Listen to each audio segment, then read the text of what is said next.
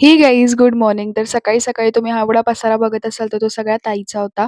कारण तिला घरी जायचंय तर ती सगळं काही तिचं आवरत होती आणि ती निघाली मग जायला.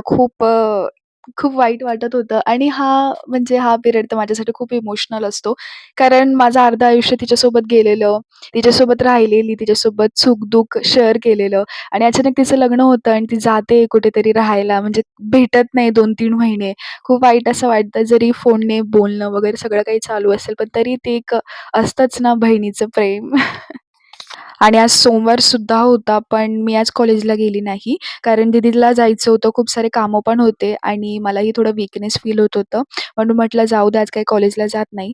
मग दुपारी असं टाईमपास वगैरे केला, स्टडी वगैरे केली आणि मग रात्री स्वयंपाकाला घेतलं. स्वयंपाकमध्ये मी आज उसळ, पोळी, डाळ-भात केलेली आणि मला वेळच नाही भेटला सकाळपासनं. तर मग मी रात्री स्वयंपाक झाल्यावर मंदिरात जाऊन आलेले. त्यानंतर स्टडी वगैरे केलं थोडंसं. Thank you for watching. भेटूयात उद्याच्या व्लॉगमध्ये. Bye bye.